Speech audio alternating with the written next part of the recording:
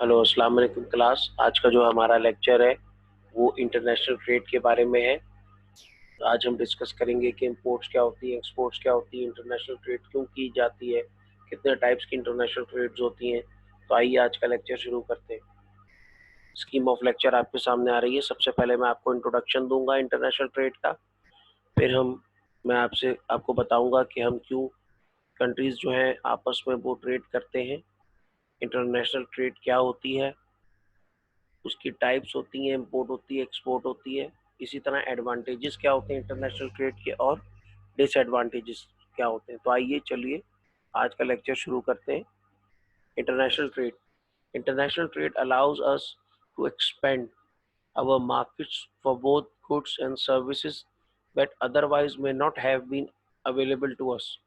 International trade जो होती है वो हमारी मार्केट को एक्सपेंड करती है, गुड्स के लिए भी और सर्विसेज के लिए भी, यानी कि जो प्रोडक्ट्स हैं और जो सर्विसेज हैं that otherwise may not have been available to us, जो कि अगर इंटरनेशनल ट्रेड हमने नहीं ओपन की होती तो वो गुड्स एंड सर्विसेज हमें अवेलेबल नहीं होती। मिसाल के तौर पे आप स्विस वॉचेस इस्तेमाल करते हैं तो ये कैसे आप तक पहुंचती हैं? Because of international trade.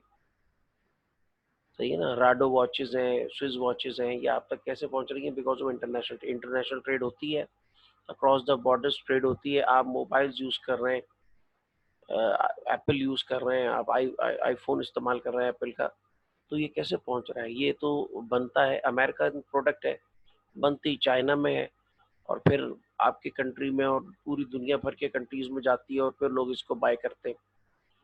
तो एक ऐसी चीज़ आपको अवेलेबल है जो आपके कंट्री के अंदर नहीं डेवलप हो रही, नहीं उसको प्रोड्यूस हो रहा, उसकी प्रोडक्शन हो रही। तो क्या हो रहा है, वो प्रोडक्ट जो आपके कंट्री में नहीं बन रही है और आप उसको वो आपको अवेलेबल है, it's just because of the international trade, क्योंकि कंट्रीज आपस में ट्रेड करते हैं। It is the reason why you can pick between a Japanese, German और अमेरिकन कार। ये वाहिद वही ये इंटरनेशनल ट्रेड वो रीज़न है जिसकी वजह से आप मुख्तलिफ किस्म की कार्स आपके पास अवेलेबल होती हैं। जब आप कार परचेज करने के लिए जाते हैं, जापानीज भी होती है डायहात्सू, जर्मन वोक्सवैगन, बीएमडब्ल्यू और अमेरिकन जनरल मोटर्स। तो आपके पास multiple variety of cars available होती हैं। It's because of the international trade. अगर इंटरनेशनल ट्रेड नहीं होती तो इस तरह से आपको इतनी ज़्यादा चॉइस अवेलेबल नहीं होती। कोरियन भी गाड़ियाँ हमारे पास हैं, किया pride. International trade refers to the exchange of goods and services between the countries. जब भी कंट्रीज के दरमियान गुड्स और सर्विसेज एक्सचेंज होती हैं तो उसको हम इंटरनेशनल ट्रेड कहते हैं। मिसाल के तौर पे पाकिस्तान में एक इंटरनेशनल टेलीकॉम कंपनीज बैठी हुई हैं, मोबाइल सेलुलर जो मार्केट है उसके अंदर, सेलुलर मोबाइल फ़ोन मार्केट में, उसमें जोंग है, चाइना की कंपनी है, टेलीनॉर नॉर्वे की कंपनी है, और वे सर्विसेज प्रोवाइड कर रही हैं। इन simple word it means export and import of goods and services. International trade का एक सिंपल वे है, और वो जो सिंपल वे है उसका मतलब है कि जी import and export. In simple word it means the export and import of goods and services. आम अगर आप मानी देखें इंटरनेशनल ट्रेड का, फॉरेन ट्रेड का, तो उसका मतलब है कि इम्पोर्ट, ये जो आप देख रहे हैं कि ग्लोबली मुख्तलिफ कंट्रीज़ हैं उनसे आप चीज़ें बाय कर रही हैं, इम्पोर्ट है। और पाकिस्तान से जो चीज़ें दूसरे कंट्रीज़ को जा रही हैं वो एक्सपोर्ट है। सही है। तो इनके अंदर बैलेंस होना चाहिए। अगर आपकी एक्सपोर्ट ज़्यादा है, इम्पोर्ट कम है, तो इसको सरप्लस कहते हैं ट्रेड। और अगर आपकी एक्सपोर्ट्स जो आपकी इम्पोर्ट ज़्यादा है और एक्सपोर्ट्स कम है तो इसको कहते हैं जी ट्रेड डेफिसिट। सही है ना। नेगेटिव में चला जाता है वो, या वो पॉजिटिव में चला जाता है तो सरप्लस हो जाता है। Export means selling goods and services out of the country. Export का मतलब है कि जब आप अपने मुल्क से बाहर चीज़ें भेजते हैं, जैसे पाकिस्तान की फुटबॉल की जो प्रोडक्ट्स हैं स्पोर्ट्स गुड्स हैं, सियालकोट में बनती हैं, वो बहुत मशहूर हैं और वो पूरी दुनिया में एक्सपोर्ट होती हैं। सही है ना? फीफा की जो फुटबॉल है वो पाकिस्तान में ही बनती है, वर्ल्ड कप में जो यूज़ होती है और मुख्तलिफ लीग्स में। While import means goods and services flowing into the country. Pakistan cheese import करता है, पाकिस्तान जो है वो मुख्तलिफ किस्म की मशीनरीज इंपोर्ट करता है, फार्मास्यूटिकल प्रोडक्ट्स इंपोर्ट करता है, बहुत सारी अलग अलग प्रोडक्ट्स को इंपोर्ट करता है पाकिस्तान। क्योंकि हम अपने कंट्री में उसको नहीं बना सकते तो हम परचेज करते हैं वो बाहर से, दूसरे कंट्रीज से। Why do countries trade? क्यों कंट्रीज आपस में ट्रेडिंग करते हैं?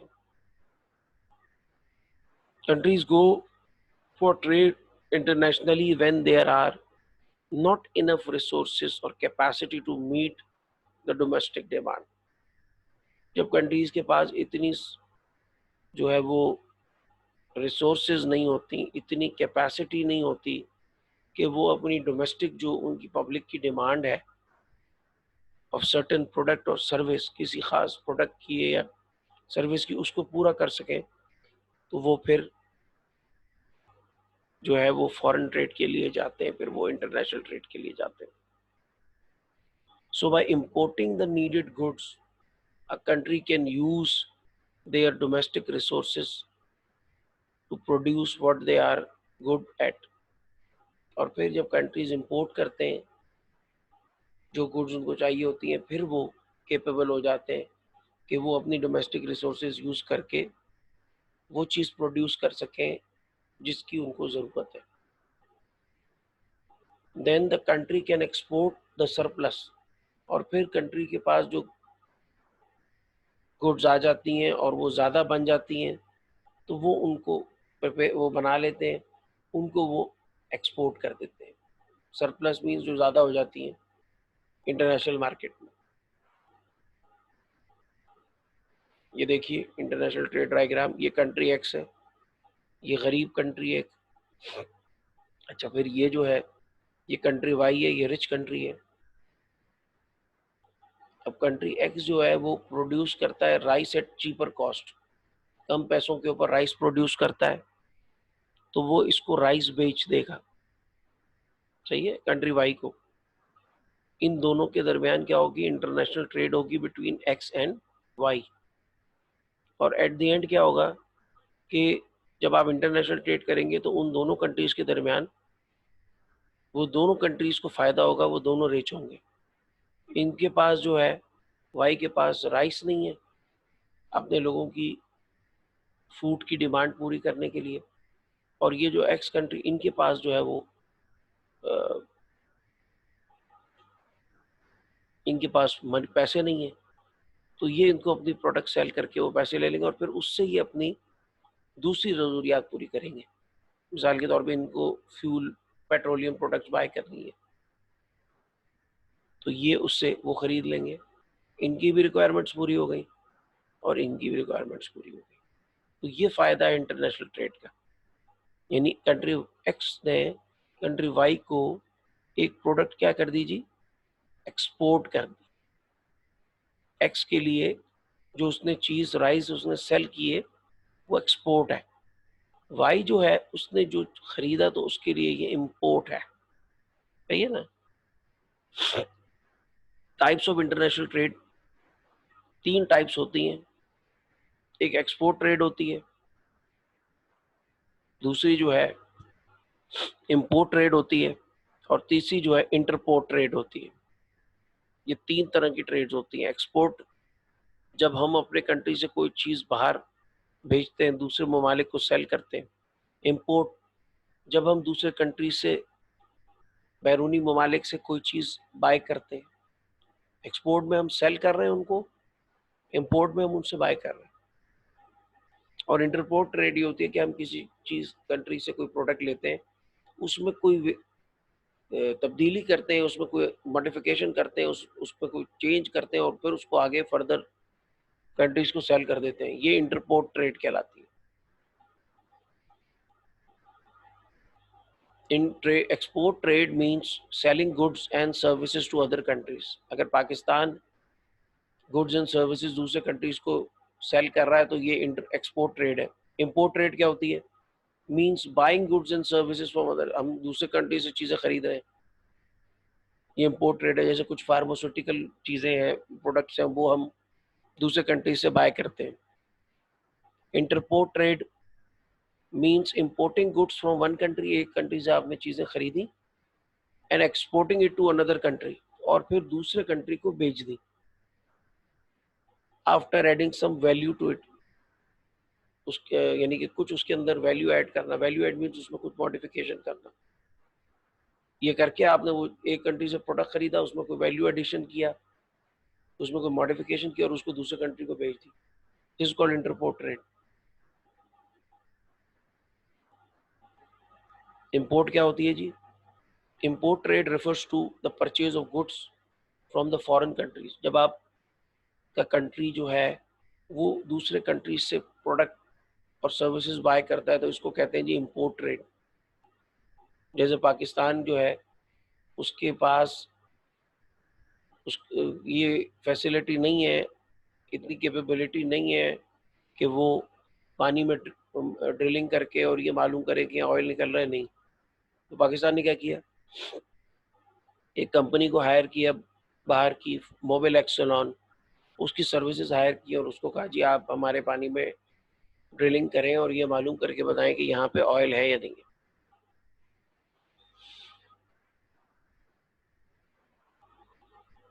The act of bringing in a good or service from a foreign country is called import। ये जो एक्ट होता है जिसमें हम गुड्स और सर्विस जो है किसी फॉरेन कंट्री से लेके आते हैं, इंपोर्ट कहलाती है। द एक्चुअल गुड और service brought in from a foreign country, actual में जो प्रोडक्ट और गुड होती है वो फॉरेन कंट्री से हम बाय करते हैं और वो इंपोर्ट कहलाती है। अ गुड और service brought into one country from another, एक गुड या सर्विस एक कंट्री में लाई जाती है दूसरे कंट्री से, along with exports imports form the backbone of international trade। चाहे वो इंपोर्ट है चाहे वो एक्सपोर्ट है, वो इंटरनेशनल ट्रेड की रीढ़ की हड्डी का काम करती है। The higher the value of imports entering a country, किसी कंट्री में अगर ज़्यादा इंपोर्ट वो कर रहा है compare to the value of exports, आप मुकाबला करें उसका एक्सपोर्ट्स के साथ, the more negative that country's balance of trade become, उसका जो बैलेंस ऑफ ट्रेड है वो नेगेटिव हो जाता है। अगर एक कंट्री में इंपोर्ट ज़्यादा है, जैसे पाकिस्तान में इंपोर्ट ज़्यादा है एक्सपोर्ट कम है, तो क्या होता है उसका जो बैलेंस ऑफ ट्रेड होता है, ये दोनों चीज़ें बैलेंस होनी चाहिए। जितनी बिलियन डॉलर की इंपोर्ट कर रहे हो उतनी की एक्सपोर्ट भी करो, चाहिए। अगर और अच्छा आइडियल कंडीशन ये है कि आपके एक्सपोर्ट ज़्यादा हो और इंपोर्ट्स कम हो, तब ट्रेड सरप्लस होगा, तब आपको फ़ायदा होगा। जब आपकी इंपोर्ट्स जो हैं वो ज़्यादा हैं, एक्सपोर्ट्स कम है, जैसे तो फिर उसके नतीजे में नेगेटिव बैलेंस ऑफ ट्रेड आपका नेगेटिव हो जाएगा, इसको ट्रेड डेफिसिट कहते हैं, और इससे फिर कंट्री को कोई फ़ायदा नहीं होगा, क्योंकि आप 17 बिलियन की इंपोर्ट कर रहे हैं, यानी अपने मुल्क में चीज़ें ला रहे हैं, और 13 बिलियन की चीज़ें एक्सपोर्ट कर रहे हैं, तो बीच में जो 4 बिलियन है वो क्या है, वो कहाँ गया, और वो कहाँ से आया जो आपने प्रोडक्ट्स बाय की। तो ये अपने जहन में रखें कि इंपोर्ट्स जो हैं और एक्सपोर्ट्स का बैलेंस होना बड़ा ज़रूरी है, और बेहतर यही है कि आप उतनी इंपोर्ट्स, आपकी एक्सपोर्ट ज़्यादा हो और इंपोर्ट्स कम हो। मेजर इंपोर्ट्स ऑफ पाकिस्तान क्या इंपोर्ट करता है पाकिस्तान जी?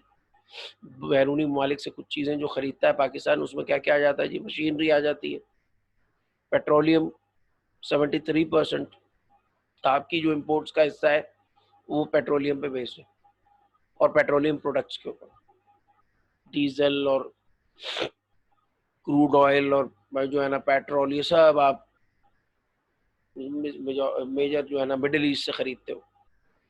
केमिकल्स, बहुत सारे केमिकल्स हैं पेंट के अंदर जो इस्तेमाल होते हैं, जो फार्मास्यूटिकल के अंदर यूज़ होते हैं, वो सारे आप बाय करते हैं बाहर से। Vehicles and spare parts, vehicles और स्पेयर पार्ट्स जो है, यही गाड़ियाँ और उनके स्पेयर्स वो सारे आप इंपोर्ट करते हैं। एडिबल ऑयल, खाने का तेल आप इंपोर्ट करते हैं। टी आप इंपोर्ट करते हैं, कीनिया से और श्रीलंका से टी इंपोर्ट करते हैं हम लोग। फर्टिलाइज़र्स इंपोर्ट करते हैं और फर्टिलाइज़र में यूज़ होने वाले मुख्तलिफ़ किस्म के मटीरियल्स, केमिकल्स इंपोर्ट करते हैं। प्लास्टिक मटीरियल इंपोर्ट करते हैं। इसी तरह पेपर पेपर मटीरियल जो है, पेपर को इंपोर्ट करते हैं आप। आयरन ओर और स्टील को इंपोर्ट करते हैं और फार्मास्यूटिकल प्रोडक्ट्स हम इंपोर्ट करते हैं, दवाइयाँ। Export export refers to selling goods and services produced in home country to other countries market। आलमी मंडियों का लफ्ज़ भी इस्तेमाल होता है। आलमी मार्केट, इंटरनेशनल मार्केट के अंदर जब आप अपनी प्रोडक्ट सेल करते हैं, अपनी सर्विसेज को सेल करते हैं, तो वो एक्सपोर्ट कहलाता है। The seller of such goods and services is refer to as an exporter. और जो आपके यहाँ लोग सेल कर, जैसे हमारे टेक्सटाइल इंडस्ट्री है, उसमें बहुत बड़े बड़े लोग हैं, उनको हम एक्सपोर्टर कहते हैं जी, क्योंकि वो टेक्सटाइल प्रोडक्ट्स जो है वो इंटरनेशनल मार्केट में पाकिस्तान के नाम से एक्सपोर्ट करते हैं। मेजर एक्सपोर्ट्स ऑफ पाकिस्तान के हैं जी, टेक्सटाइल मैंने जैसे बोला था, raw cotton, textile product, cotton yarn, ये सब एक्सपोर्ट करता है पाकिस्तान। राइस एक्सपोर्ट करता है। लेदर और लेदर की प्रोडक्ट्स एक्सपोर्ट करता है। कारपेट्स, रग्स, टेंट्स एक्सपोर्ट करता है। सिंथेटिक टेक्सटाइल्स, ये जो पॉलिएस्टर वगैरह ये जो कपड़ा होता है, इसको भी हम बना के एक्सपोर्ट करते हैं। सर्जिकल इंस्ट्रूमेंट्स, ये फैसलाबाद में और मुख्तलिफ हमारे जो सिटीज़ हैं उनमें बहुत अच्छे और मयारी सर्जिकल इंस्ट्रूमेंट्स बनते हैं। आलत जराही जिनसे ऑपरेशन किया जाता है, या डेंटिस्ट्री के जो इंस्ट्रूमेंट्स होते हैं, टूल्स होते हैं। अच्छा, ये स्पोर्ट्स गुड्स मैंने बताया, सियालकोट मशहूर है। आप चाहे क्रिकेट बैट ले लें, आप सॉकर बॉल ले लें, फुटबॉल जिसको कहते हैं। रेडीमेड गारमेंट्स, ये भी हम एक्सपोर्ट करते हैं। सही है। वेजिटेबल, फ्रूट और फिश, ये भी हम एक्सपोर्ट करते हैं। इंजीनियरिंग गुड्स कुछ हम बनाते हैं पाकिस्तान में, वो हम एक्सपोर्ट करते हैं। केमिकल एंड फार्मास्यूटिकल प्रोडक्ट्स, ये भी हम एक्सपोर्ट करते हैं। बेसिक्स इंटरनेशनल ट्रेड की अपने जहन में रखिएगा, एक दफ़ा दोहरा रहा हूँ कि जब एक्सपोर्ट क्या होती है, जब गुड्स एंड सर्विस आपकी कंट्री से जा रही हैं, आप उनको सेल कर रहे हैं। इंपोर्ट क्या होती है, जब गुड्स एंड सर्विस आपकी कंट्री में आ रही हैं, आप उनको बाय कर रहे हैं। ट्रेड सरप्लस क्या होता है, एक्सपोर्ट ज़्यादा है, इंपोर्ट कम है। ट्रेड डेफिसिट क्या होता है, इंपोर्ट ज़्यादा है, एक्सपोर्ट कम है। Advantages of international trade, international trade के क्या एडवांटेजेस हैं। International trade improves financial performance, international trade आपकी फाइनेंशियल परफॉर्मेंस इंप्रूव करती है। International trade encourages market competitiveness, international trade जो है वो इनकरेज करती है कि आपकी जो कंपनीज हैं, अब बाहर से प्रोडक्ट आ रही है तो आपकी कंपनीज भी अपनी क्वालिटी को इम्प्रूव करती हैं। मुकाबला होता है मार्केट में। इंटरनेशनल ट्रेड से किसी भी कंट्री की एडवांटेज ये होता है कि किसी भी कंट्री में अगर वो एक्सपोर्ट ज़्यादा कर रहा है तो क्या हो रहा है, उसकी फाइनेंशियल परफॉर्मेंस बेहतर हो रही है। उसके पास जो है वो फॉरेन ट्रेड से उसका जो डॉलर रिजर्व है वो बढ़ रहा है, क्योंकि इंटरनेशनल जितनी भी आपकी ट्रांजैक्शंस होती हैं वो डॉलर्स में होती हैं। तो मैंने मिसाल के तौर पे एक प्रोडक्ट बनाई, शू बनाया मैंने, हैंडमेड शूज़, और वो मैंने इंटरनेशनल मार्केट में सेल किए, डिज़ाइनर वेयर के, और वो लाखों करोड़ों रुपए का मेरी प्रोडक्ट जो है उसने बिज़नेस किया, वो सेल हुई। तो जब मैं वो सेल कर रहा हूँ, एक्सपोर्ट कर रहा हूँ, तो उसके ऊपर मैं टैक्स भी दे रहा हूँ, तो गवर्नमेंट को फ़ायदा हो रहा है। सही है ना। International trade encourages market competitiveness. अगर आपके पास एक प्रोडक्ट एक ही कंपनी बना रही है आपके मुल्क में, तो वो कंपनी जो है वो जैसा आपके साथ सलूक करे, जो प्रोडक्ट आपको बना के दे, आपको इस्तेमाल करनी पड़ेगी। लेकिन अगर इंटरनेशनल कंपनीज मार्केट में आ जाए तो फिर क्या होगा, नतीजतन ये होगा कि एक मुकाबले की कंपिटिटिवनेस आएगी मार्केट में, एक मुकाबले की फ़ज़ा पैदा होगी, और कंपनीज कम से कम रेट में और अच्छे से अच्छा प्रोडक्ट प्रोवाइड करने की कोशिश करेंगी, जिसकी क्वालिटी भी अच्छी हो।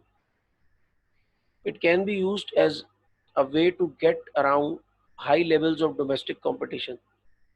वही बात कि इंटर आपकी जो डोमेस्टिक कंपटीशन है वो बहुत बढ़ जाता है। आपके पास 4 कंपनियाँ वो प्रोडक्ट खुद भी बना रही हैं, एक बाहर से आ रही है, 2 बाहर से आ रही है तो मुकाबला करना शुरू कर देती है कंपनीज़। डेवलप इंटरनेशनल रिलेशंस, इससे कंट्रीज़ के दरमियान जब ट्रेड होती है तो आपस में उनके जो है वो बैनुल अक़वामी और इंटरनेशनल रिलेशंस उनके बनते हैं। डेवलप ट्रांसपोर्टेशन सिस्टम, कंट्रीज़ के दरमियान ट्रांसपोर्टेशन सिस्टम बनता है, जब वो ट्रेड करते हैं आपस में। अब जैसे चाइना है वो उसको हमने ट्रेड रूट दिया है कि चाइना जो है वो रीच करेगा पाकिस्तान के थ्रू जितने भी मिडल ईस्ट में कंट्रीज़ हैं और ईरान वगैरह, उसके लिए हमने उसको एक अपने कंट्री के अंदर से एक जो है वो कॉरिडोर बनाने की इजाज़त दी। उसको कहते हैं जी China Pakistan economic corridor, CPEC. तो उससे यानी कि जब ट्रेड होती है इंटरनेशनल, तो इंटरनेशनल ट्रेड की वजह से आपस में कनेक्टिविटी के लिए ट्रांसपोर्टेशन सिस्टम्स बनते हैं। रोड से इंटरकनेक्टिविटी होती है, फिर उसके ऊपर मुख्तलिफ किस्म की लॉजिस्टिक्स जो है यानी कि ट्रक्स और ट्रेन आपस में कनेक्ट करते हैं। टेक्नोलॉजी ट्रांसफ़र होता है जब फॉरेन ट्रेड होती है तो नई टेक्नोलॉजी मुल्क में आती है। Exports create jobs and boost economic growth. Exports अगर आपकी बढ़ती हैं तो आपके मुल्क में जॉब्स क्रिएशन होती है, ज़्यादा लोगों को एम्प्लॉयमेंट मिलती है और इकोनॉमिक ग्रोथ बढ़ जाती है। They give domestic companies more experience in producing for foreign markets. जब आप एक्सपोर्ट करते हैं तो जो डोमेस्टिक कंट्रीज होती हैं उनको एक्सपीरियंस होता है ताकि वो फॉरेन मार्केट्स के लिए अपनी प्रोडक्ट को जो है वो बेहतर करें। Over time companies gain a competitive advantage in global market, और उसके बाद वक्त के साथ साथ कंपनीज जो है उनको एडवांटेज मिल जाता है ग्लोबल ट्रेड के अंदर, कंपेटिटिव एडवांटेज मिल जाता है कि उनकी प्रोडक्ट की क्वालिटी इतनी अच्छी हो जाती है विद टाइम, उसमें इतनी इम्प्रूवमेंट लाते हैं, टोटल क्वालिटी मैनेजमेंट करते हैं कि वो मार्केट के अंदर एक बर्तरी हासिल कर लेते हैं इंटरनेशनल। और फिर लोग कहते हैं जी हमने यही प्रोडक्ट बाय करनी है। मिसाल है लकी सीमेंट की।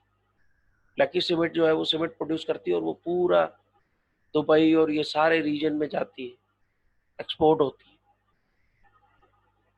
Imports allow foreign competition to reduce prices for consumers. Imports की वजह से क्या होता है कि फॉरेन कंपटीशन होता है और उसकी वजह से क्या होता है कि जो आपकी जो प्राइसेस होती हैं प्रोडक्ट की वो रिड्यूस हो जाती हैं। अगर एक ही कंपनी आपके पास मौजूद है तो वो तो अपनी मर्जी के चार्जेस करेगी, लेकिन फिर कंपटीशन आ गया और भी फॉरेन कंपनीज वही चीज़ प्रोवाइड करने लगी तो फिर मुकाबला होगा, क्वालिटी में मुकाबला होगा कि कम से कम प्राइस पे कौन प्रोडक्ट या सर्विस प्रोवाइड करता है। मिसाल के तौर पे टेलीकॉम इंडस्ट्री, जब पाकिस्तान में सेलुलर मोबाइल आया तो यहाँ कंपनी होती थी इंस्टा वन, वो अपनी मर्जी से चार्ज करते थे आपको मोबाइल के लिए। फिर जैज़ आ गई, जैज़ वालों ने भी इसी तरह से हमें ब्लैकमेल किया और वो 4,000 की और 5,000 रुपए की सिम देते थे हमें। सही है। उसके बाद क्या हुआ, फिर नई कंपनीज आना शुरू हो गई, टेलीनॉर आ गई, उसके बाद यूफोन आ गई, वारिद आ गई। जब ये कंपनीज आना शुरू हुई तो मोनोपलाइजेशन ख़त्म हो गई, मोनोपोली ख़त्म हो गई एक स्पेसिफिक कंपनी की। और जब मोनोपोली ख़त्म हो गई तो फिर क्या हुआ कि वो जितनी पहले सर्विसेज भी वो अपनी मर्जी से जो शुरू की कंपनी थी इंस्टाफोन और ये, वो अपनी मर्जी की जो है ना वो हमें पैकेज देते थे और मर्जी, पैकेज तो होता ही नहीं था ना, बिलिंग खतरनाक किस्म की बिलिंग होती थी। ये भी नहीं पता हमें कितने वो किस तरह से पैसे हमारे डिडक्ट करते थे, क्या करते थे, क्या नहीं करते थे। हम उनके रहम करम पे थे जब इंस्टा फ़ोन थी, फिर जायज़ आ गई। लेकिन जब और कंपनियाँ मार्केट में कूदी, मुशर्रफ साहब का ज़माना आया और उसके अंदर एक बूम आया और उसमें टेलीकॉम इंडस्ट्री में टेलीनॉर आई, उसमें वारिद आई, उसमें आपकी क्या कहते हैं यूफोन, दूसरी कंपनीज आई मार्केट में। यूफोन हमारी अपनी पीटीसीएल का ही एक हिस्सा थी उस वक्त। तो ये कंपनीज जब आई तो उसके बाद पैकेजेस सस्ते होने लगे, नए नए पैकेजेस आने लगे, और सिम की तो वक़्त ही ख़त्म हो गई। मुफ्त भी सिम दी लोगों ने, 50 रुपए में भी सिम ली है मैंने। तो इस तरह से क्या होता है कि जब आपके पास और कंपनीज आती हैं तो क्या हुआ, आपकी अपनी कंपनी मौजूद थी मार्केट में, लेकिन मार्केट में दूसरी बाहर से कंपनी आई तो फिर कंपटीशन हुआ, और फिर अच्छी से अच्छी क्वालिटी आपको प्रोवाइड की, सर्विस की, और अच्छी से अच्छी जो है वो पैकेजेस आपको मिलने लगे। ये होता है। तो ये वो कह रहा है कि import allow foreign competition to reduce prices for consumers. इसे कंज्यूमर्स के लिए प्राइसेस जो है वो रिड्यूस हो जाती है। It also gives shoppers a wider variety of goods and services. अब पहले क्या था जी, पहले दो तरह के टूथपेस्ट होते थे, तीन दो तरह के आपके पास केचप होता था, एक तरह का आपके पास मायोनीज होता था, एक तरह की आपके पास चीज़ होती थी, सही। लेकिन अब क्या हुआ, जब से आपके पास इंटरनेशनल ट्रेड हुई है, आपकी मतलब इंटरनेशनल ट्रेड का बूम हुआ है, तो क्या हुआ जी, आपके पास बहुत सारी वैरायटी आ गई है। चीज़ जो है, चेदर ले लें, मोज़रेला ले लें, काओ ले लें, टूथपेस्ट की लाइन लगी हुई है, प्रूडेंट और पता नहीं कौन कौन से बाहर के ब्रांड यहाँ पर आ गए, सेंसोडाइन, कॉलगेट, इंटरनेशनल ब्रांड है। तो यानी कि हुआ ये कि आपने जो है वो, जब आपके पास फॉरेन ट्रेड होती है तो उसमें वैरायटी भी होती है बहुत ज़्यादा। और अब तो सब कुछ चेंज हो गया। कैसे चेंज हो गया, जब से आपके पास ऑनलाइन आ गया, आप जाएँ तो एक प्रोडक्ट जो है वो कई, उसका नाम लिखें तो वो कई कंट्रीज़ की अवेलेबल है, कई टाइप्स की अवेलेबल है। मतलब इतनी वैरायटी आ गई है कस्टमर के पास कि वो, कंज्यूमर के पास, कि वो परेशान हो जाता है। Examples include tropical and out of season fruits and vegetables. मिसाल के तौर पे आप पाकिस्तान में रहते हैं और यहाँ का फ्रूट नहीं है पाइनएप्पल, लेकिन पाइनएप्पल आप खा सकते हैं। कैसे खा सकते हैं पाइनएप्पल आप? टिन पैक फॉर्म में पाइनएप्पल्स अवेलेबल है। तो फ्रूट में वैरायटी इतनी सारी अवेलेबल है। वेजिटेबल्स में वैरायटी, वो आप यहाँ पर प्रोड्यूस नहीं भी होते वेजिटेबल्स, वो भी आपको अवेलेबल है। Disadvantages of international trade. International trade के डिसएडवांटेजेस क्या हैं? If no restriction are placed on the foreign trade, it may ruin the domestic industries and cause widespread distress among the people. अगर restrictions जो हैं वो foreign trade पे नहीं लगाई गई तो ये डोमेस्टिक इंडस्ट्री को तबाह कर देती है।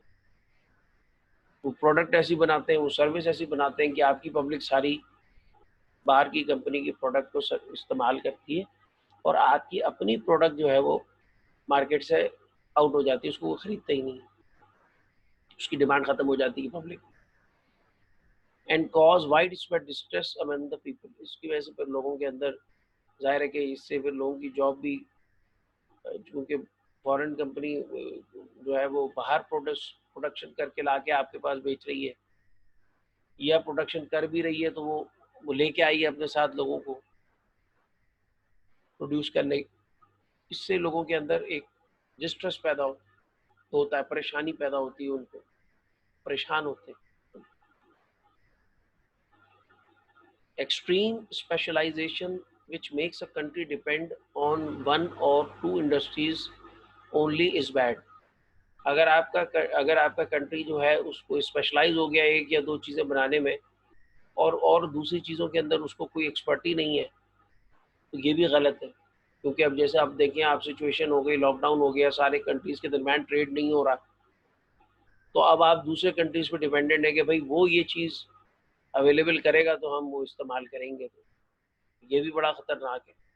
आपकी सारी डिपेंडेंसी जो है वो दूसरे कंट्रीज़ पर है। आपकी मुख्तलिफ़ किस्म की नीड्स के लिए, और आप कुछ स्पेसिफ़िक चीज़ें हैं जो बनाते हैं और दूसरी चीज़ें आप बनाते ही नहीं हैं। जैसे सऊदी अरब में उनकी सारी जो डिपेंडेंस है वो अपनी पेट्रोल की और जो डीज़ल है फिर उसकी एक्सपोर्ट पर है। इकोनॉमी सारी उस पर डिपेंड कर रही है। और दूसरी चीज़ है जो उनका हज वगैरह के लिए लोग आते हैं, तो ये 2 चीज़ें हैं, सही है? तो अब होता ये कि इस वक़्त लॉकडाउन सिचुएशन है, पेट्रोल सस्ता हो गया है मुल्कों में, तो अब ये बड़ा प्रॉब्लम हो गया है इसके लिए। उसकी इकॉनमी को भी फिर इससे नुकसान हो रहा होगा, और उनके पास ज़ाहिर है कि मेडिसिन नहीं होंगी, सही है? क्योंकि वो मेडिसिन वहाँ पर प्रोड्यूस नहीं होती, सारी बाहर से वहाँ जाती हैं, तो मेडिसिन्स अवेलेबल नहीं होंगी। इसी तरह खाने के लिए क्योंकि वहाँ पे वो खुद प्रॉपरली चीज़ें वो ग्रो नहीं करते, तो वो उसके लिए भी उनको जो है ना वो जो प्रोडक्ट्स होती हैं वो उसके लिए भी वो डिपेंडेंट है दूसरों पर, तो उसके लिए भी प्रॉब्लम हो रहा होगा, सप्लाई शॉर्टेज होगी। This is like putting all one's eggs in one basket. ये ऐसा है कि आप अपने सारे अंडे एक ही बास्केट में रख दें और बास्केट गिरे तो सब टूट जाए। यानी सारी आपने अपनी कुछ अच्छी सेक्टर में आपने स्पेशलाइजेशन हासिल कर ली और कुछ सेक्टर में बिल्कुल भी आपको कुछ नहीं आता। फॉरेन ट्रेड में completely exhaust a country's natural resources. Foreign trade से आपके कंट्री की जो नेचुरल रिसोर्सेज है वो बिल्कुल ख़त्म हो जाती हैं। वही आप इस्तेमाल करते जा रहे हैं और बाहर उसके प्रोडक्ट बना के बेचते जा रहे हैं, या वो प्रोडक्ट निकाल कर आप बाहर भेज रहे हैं, तो वो एक टाइम आएगा बिल्कुल ख़त्म हो जाएगी।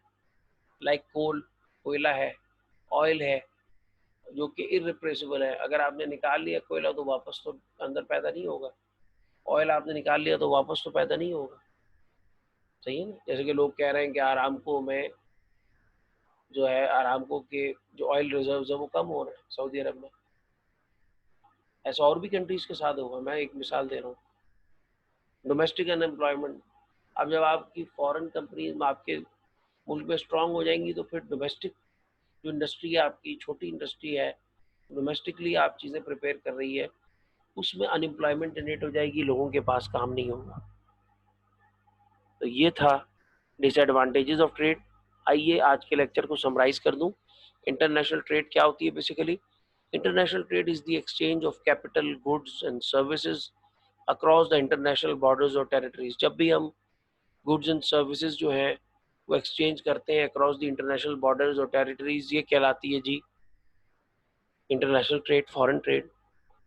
It is the exchange of goods and services among nations of the world. ये नेशंस ऑफ द वर्ल्ड आपस में आलमी जो तिजारत करती हैं, इसको कहते हैं जी इंटरनेशनल ट्रेड, फॉरेन ट्रेड।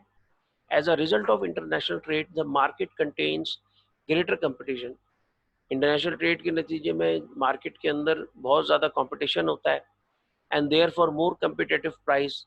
और फिर प्राइसेस में कंपटीशन होता है कि कौन कम से कम प्राइस में अच्छी से अच्छी प्रोडक्ट दे रहा है, which brings a cheaper product home to the consumer. नतीजतन जब वो कंपटीशन होता है, प्राइसेस में कम्पिटेटिव प्राइसेस होती हैं, तो उसमें वो कोशिश करते हैं कि कम से कम प्रोडक्ट की प्राइस हो और अच्छी से अच्छी उसकी क्वालिटी हो, और एज अ रिजल्ट क्या होता है कि चीपर प्रोडक्ट जो है वो कंज्यूमर को अवेलेबल होती है एट द एंड।